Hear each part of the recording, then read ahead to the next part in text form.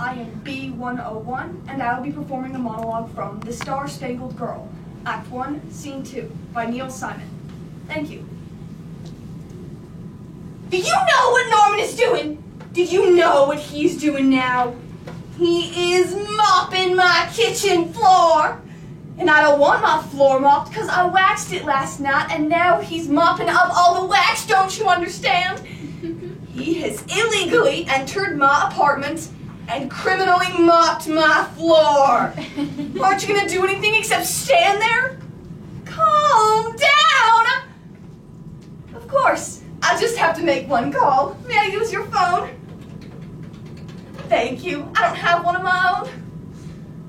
Hello, San Francisco Police. Oh, I would. I'd like to report a demented man who's run amok in my kitchen. In 2 minutes, he will have my wallpaper steamed off and sent out to be dry cleaned. Yes, that's right. Run amok. No, not with a knife, with a mop. Take your hand off my engaged shoulder. It's just going to cost you another dime because I'm going to call him again. I'll tell you why I won't listen to you. Look at my skin. Those big, ugly, red blotches are hives. Do you know what causes me to get hives? Nervous tension causes me to get hives. And having my floor mopped causes nervous tension.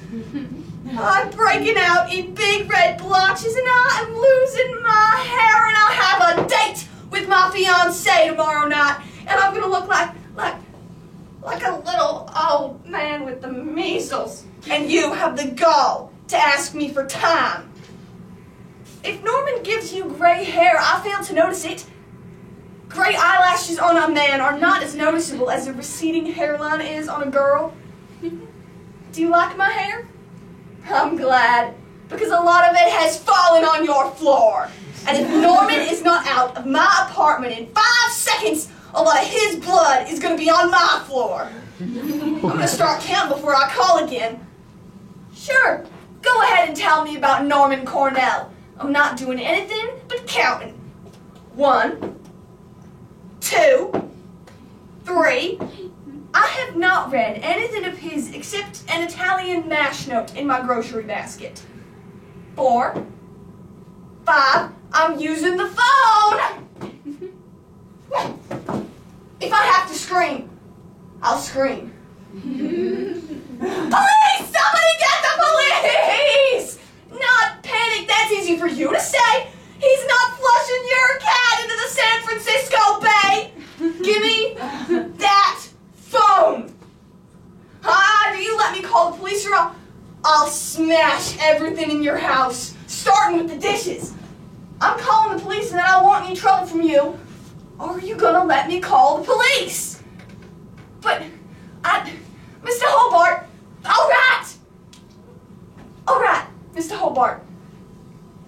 I appreciate that you are trying to preserve the dignity of our nation. As I told you before, I had the privilege of representing the United States in the swimming competition in the Tokyo Olympics. Well, I came in 5th. Not only was I beaten by the USSR and Poland, I also trailed behind Turkey and Egypt.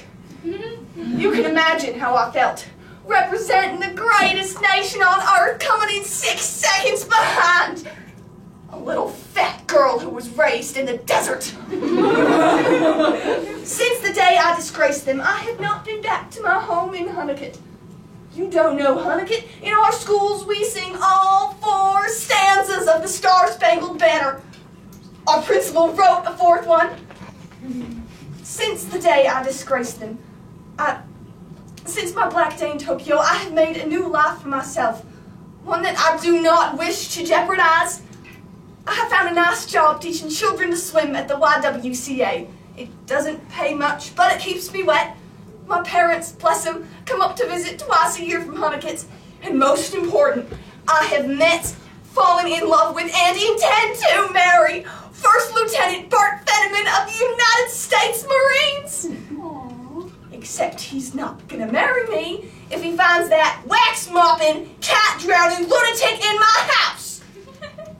How do you expect to save my marriage and your magazine? No, I will not smile at Norman. Not for you. Not for anything. No! For America? Well, when you put it that way... Oh, all right! But you better keep him away from me. Thank you.